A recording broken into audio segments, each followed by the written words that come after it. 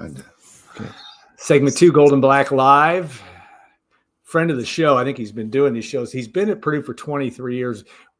Our show didn't start 23 years ago, but I think every year we've done it, which I think is 15. Coach Dave Shondell has joined us. Dave, welcome to the media highlight of your week, and that's Gold and Black Live.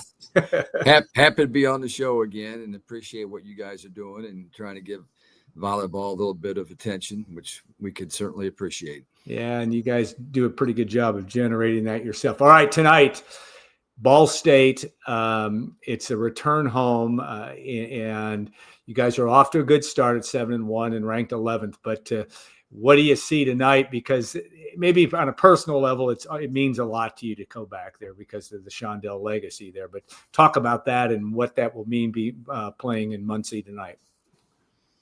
Well, Muncie means a ton to me. I mean, I grew up in Muncie. I spent really the first 45 years of my life, living in Muncie and being very close to Ball State University. My dad brought our family there when I was 1 year old. Ball State is a big deal to me, and I wouldn't be who I am if it wasn't for Ball State and the opportunity to spend so much time with the coaches. Back then, the coaching fraternity at a college campus was pretty tight, and so I learned a lot from those people, and I hope that when I go back, when we play tonight, that there'll be plenty of people around that I'll know, and it will be a great experience. Yeah, I'm going to guess that will be the case. All right, you're off to a 7-1 start. You've beaten two ranked teams when they were ranked. Tennessee wasn't ranked, but they're ranked now, if I read it correctly. Yeah. Your season's gotten off to a good start, and obviously, beating Kansas, beating SMU this past weekend, and the Mustangs are ranked 10th, and doing it where you did it is important to you as well. What to talk about just where your team is right now, and I know I'm sure you'll say you haven't arrived totally, but you're off to a good start, it seems. Well, we are, and I think you have to give a tremendous amount of credit to our players that have responded extremely well to really kind of a totally new group that we have, has been pretty well documented. 18 players on our roster, but 10 are new. Yeah.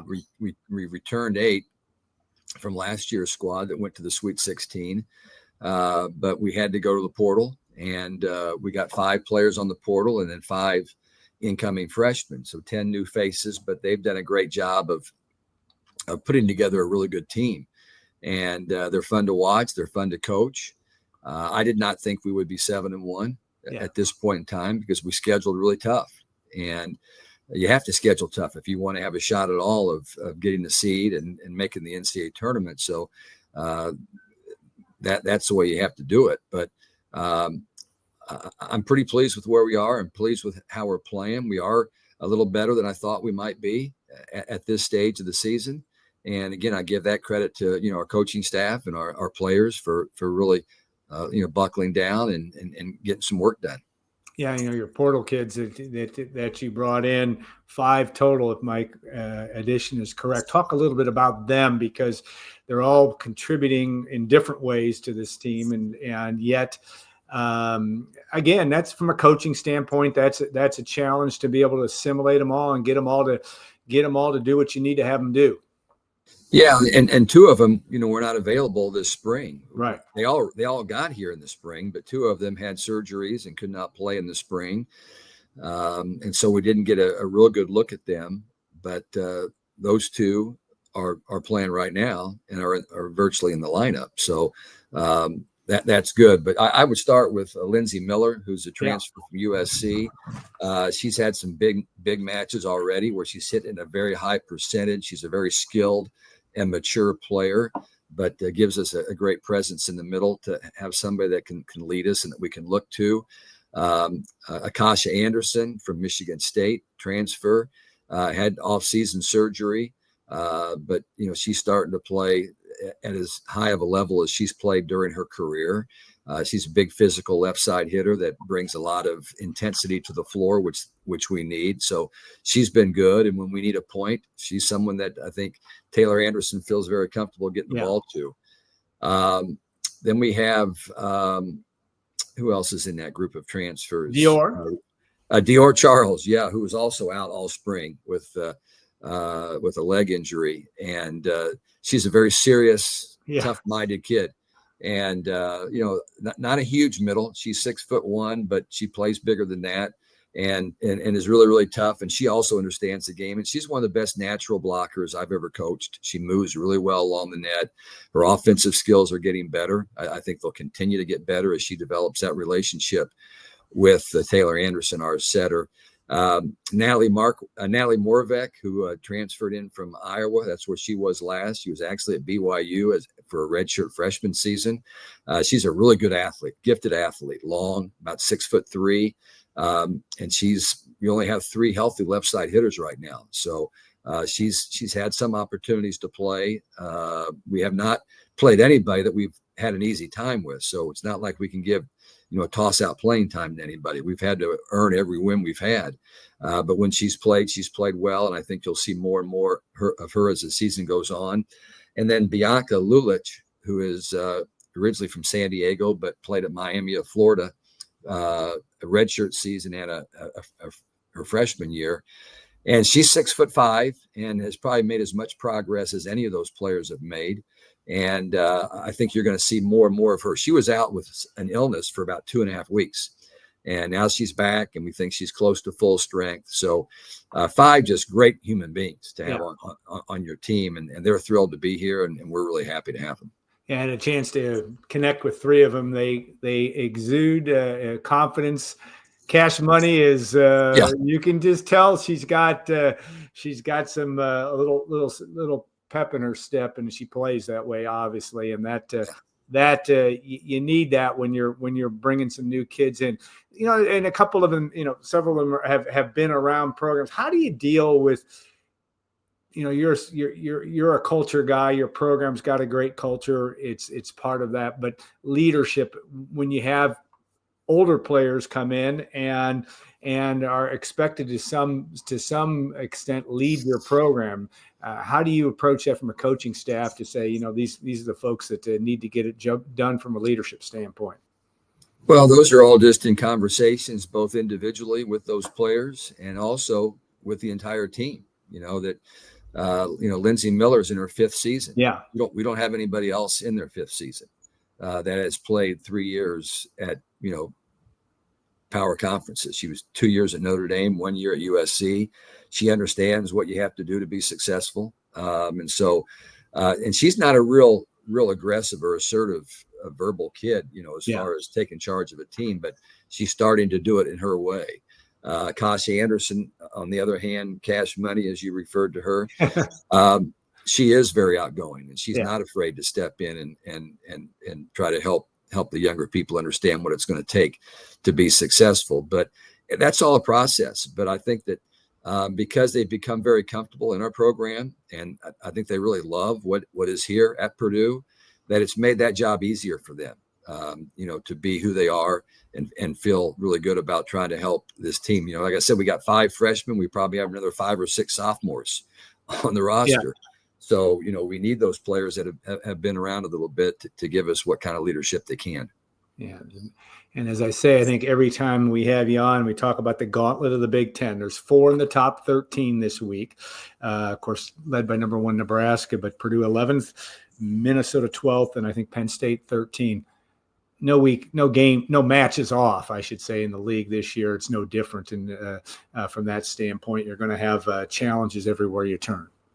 And you might have missed Wisconsin. I did. Well, that's right. Wisconsin's 7th, right? Yeah. I can't read. That's a part of my problem. But go ahead. Well, no, you're just getting a little bit older. But yeah, that's it too. Like we all are. The league is always very, very tough. I think we have found that there's some other conferences that are in the same position.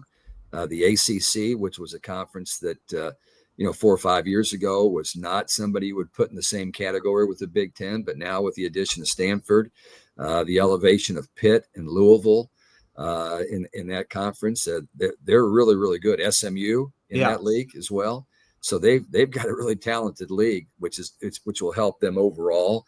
And then the SEC, got help from Texas coming in, from A&M, coming in, and Florida and Kentucky and Missouri. So that's also a really, really good league. So we can't take any days off in the Big Ten. We've got to make sure we're doing all the things that we can do. I think that the Big Ten is in an ideal position because I think our administrations have put us in a good shape from a revenue sharing money position. Okay, because we have kind of been King Tut, and we certainly draw a lot better than anybody else as far as conferences are concerned, attendance wise. I mean, we're blowing things up right now from that standpoint. And I think that the ADs saw that and they wanted to make sure that they rewarded our programs when it came down to divvying up some of that revenue share.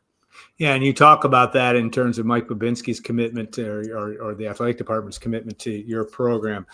Money's not the issue. I mean, you've got enough. I mean, money's always an issue, I suppose. But yeah, I mean, you still have to compare yourself to the people that you're trying to compete with. Right. Okay, and if we want to win a Big Ten championship, we want to win a national championship, there certainly are people that are getting more money than we are. But we have been given an opportunity to get better than really where we have been. And I thank Mike and our administration for doing that. I think that we are in a position that when the portal opens or when we recruit, that the information that we can share with our recruits and the people on the portal is very enticing. And it's not what Nebraska has. It's not what Wisconsin has, but it's pretty competitive with just about everybody else.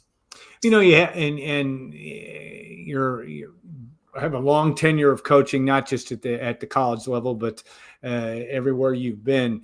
Change is always a challenge. And on a personal level, just some of the things that have gone on in the last 3-4 years, the transfer portal, rev share, all of that. How is that?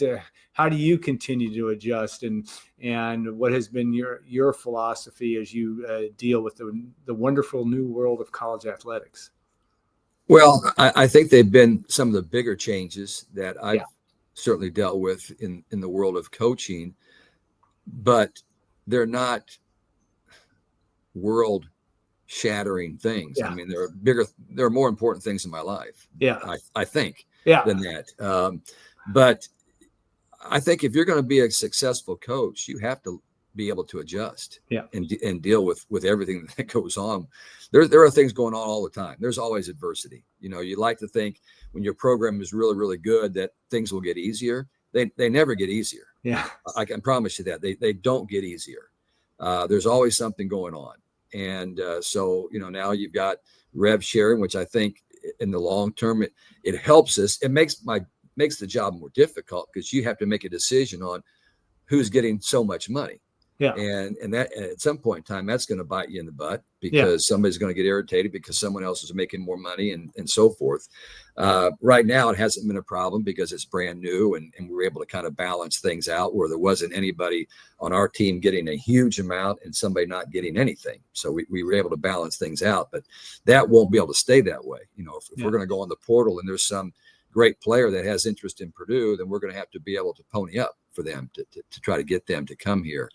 And players are going to come and go. And I think I may have shared this with you when we chatted the other day is that, I told our team, I said, I want everybody to stay, but understand that if you have to go, you have to go.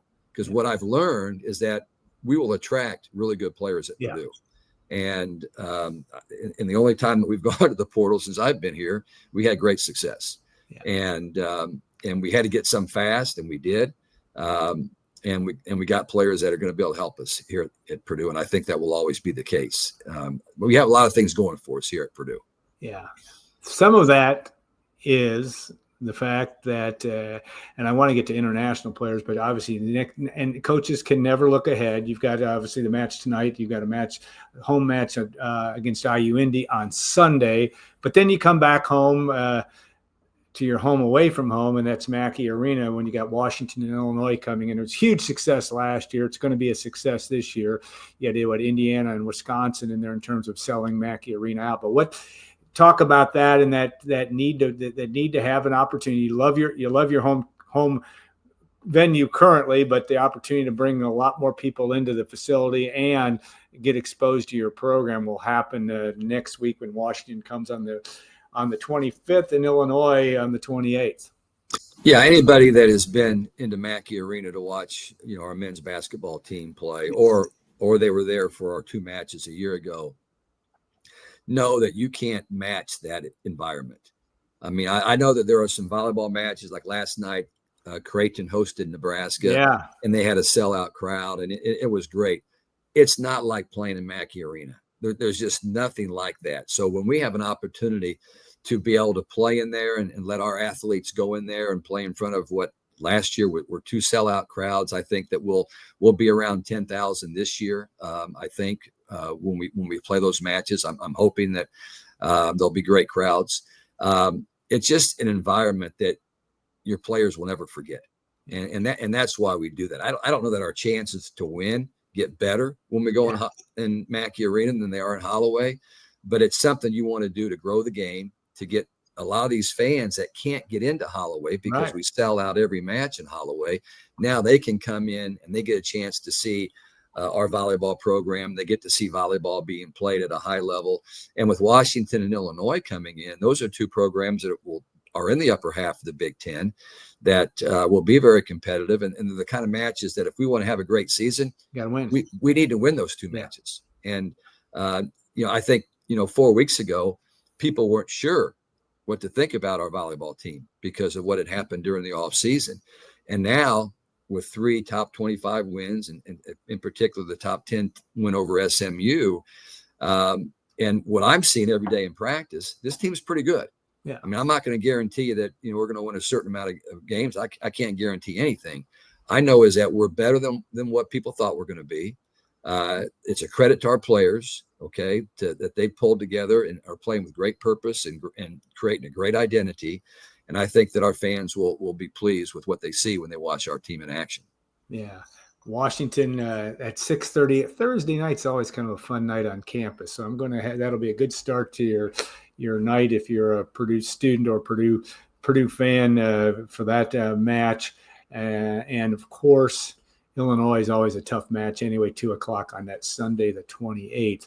That will be a part of it. I want to ask you also about, we talked a little bit a couple of days ago about the influence. Matt Painter has gone international in men's basketball and gotten technically 2 guys, but 1 guy, Omer Mayer, certainly from Israel, and in the new world of that. Explain why that becomes a factor that in a place that you hadn't historically gone to look for players, but now you have to.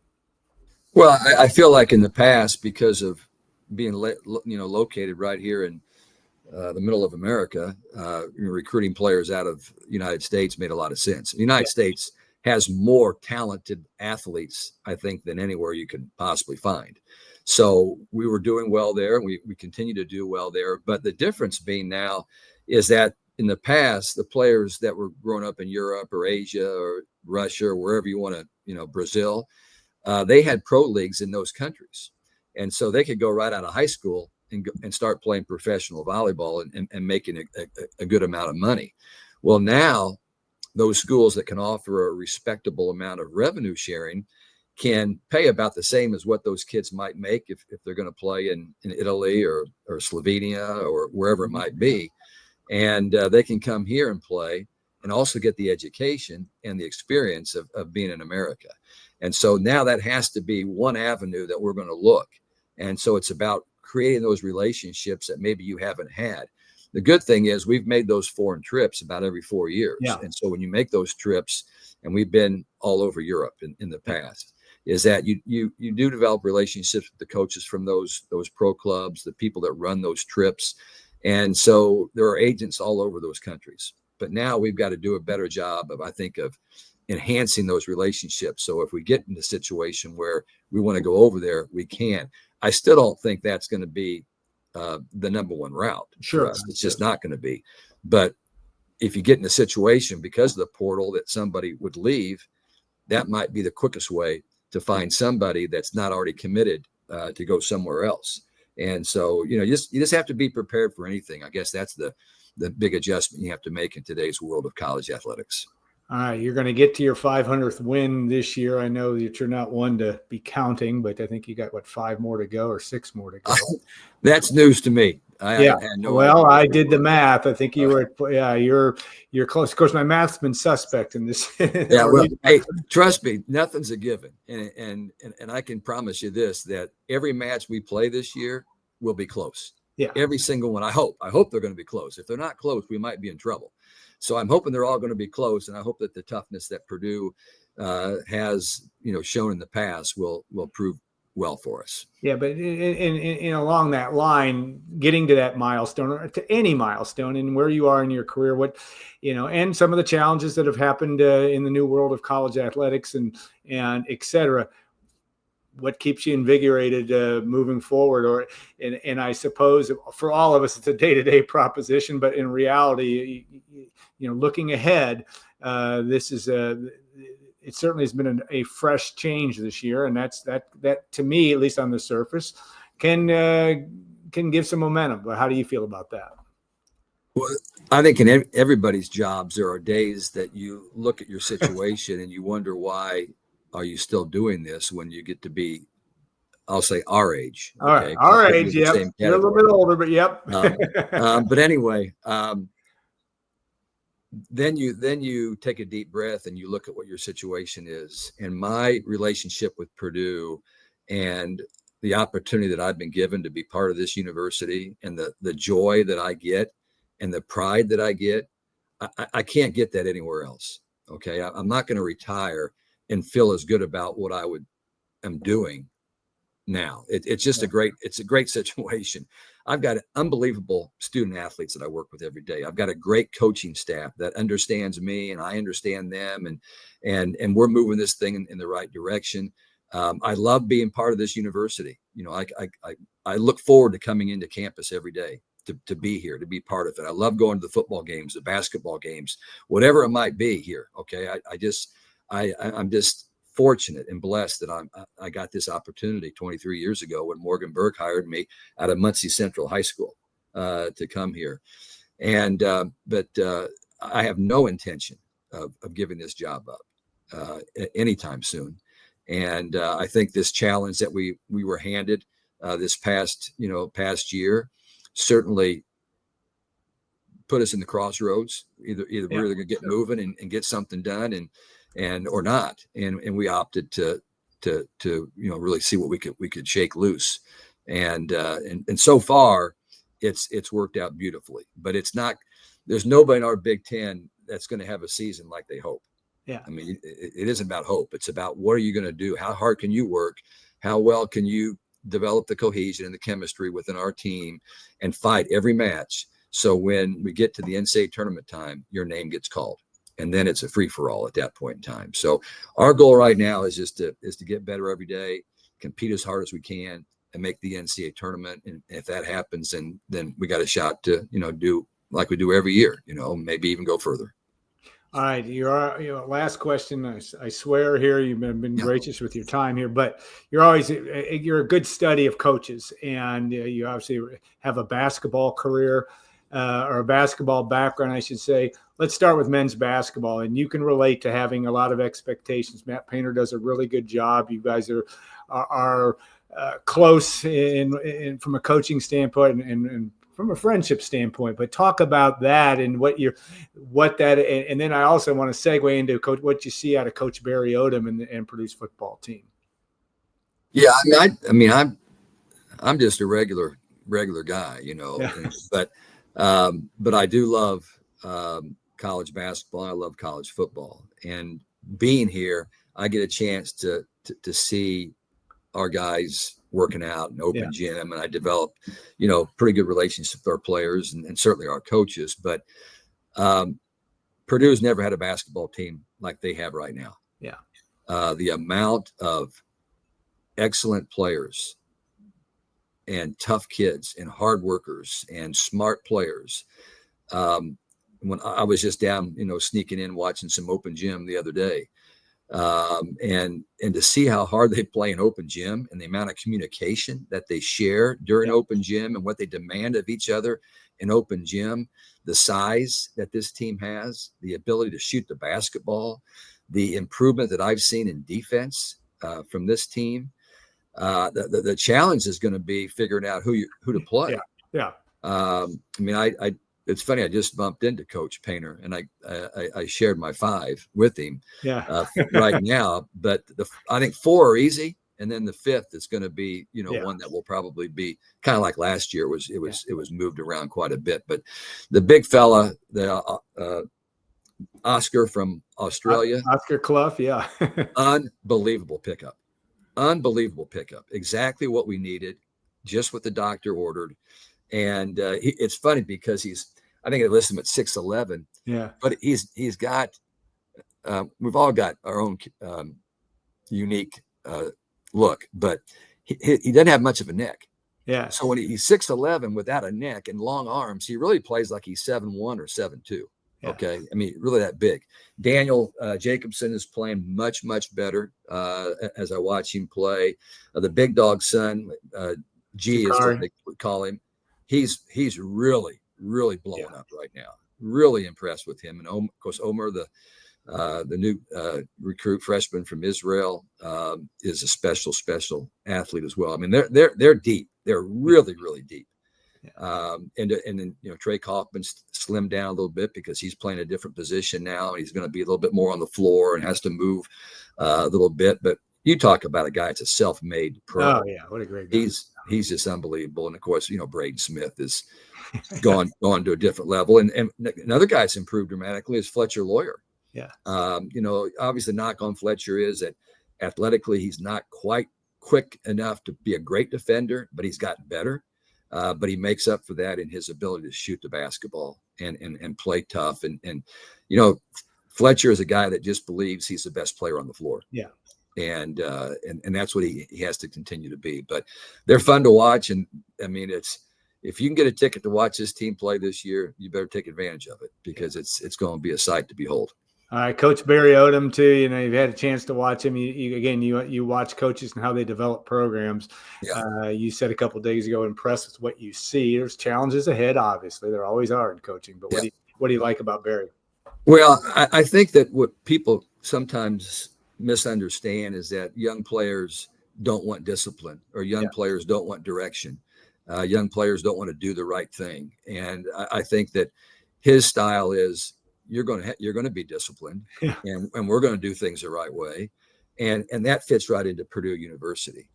And they went out and got they get almost 85 new players. Yeah, it has to be a record. Oh, I haven't seen the numbers on it. It's got to be. I think second most in the NCAA this year, or in Division I or FBS, but it's a tremendous number. Yes, but when you watch them practice, it's a well-oiled machine. And I know they lost when they won their first 2, games, and then they played a Big Ten team who's going to be pretty good. I mean, USC's obviously the quarterback and the receivers were just a little bit too much for us, to be honest with you. But yet, we don't, turn the ball over inside the 20, 3 times. That it's a closer game for sure. But his style fits Purdue beautifully. Okay. And I'm just so pleased the way that the athletes are responding to that. And there's a lot of good football players out there. Yeah. And we found some, and I think it only gets better from here, and I know that, people were looking at the over under at like 4 games or something to win. And I don't know if we'll get 4 or not. Yeah. All I know is that I think he's the way that team is going to play. Our fans will be proud to be Purdue football fans this year. All right, well said. And I know that mind is on Ball State tonight, IU Indy on Sunday. But you can always kind of peek at that other stuff. And that's the fun part of being a part of an athletic department and coaching staff and your peers and watching them do it. And a programming reminder, Thursday the 25th, Washington. Tickets still available, 6:30 p.m. in Mackey Arena. And then Illinois on Sunday. Boilermaker built fun fan day with that Wednesday or Thursday night match is Kids Club night. So again, big nights and they were unforgettable events last year when the Boilermakers competed in Mackey Arena. It will be that way again this year. Coach, thanks so much for your time, and we always appreciate your insight into everything, and we'll look forward to watching this team develop and just see where you go this year. It's going to be a lot of fun watching. Well, we're all thankful for what you and your crew do to help our athletics. And as I mentioned, our team is going to be fun to watch. And I think that anyone that's gotten to know our team, they love them. Yeah, they just absolutely love this team. And we're just going to keep working as hard as we can. And big one tonight with Ball State. And that, as I mentioned, back in Worthen Arena, that will be fun to be on that Ball State campus. All right. We'll take a short break in a couple of minutes. We'll be back for our last segment of Golden Back Live, and we'll see you in a couple of minutes on our big show. Take care.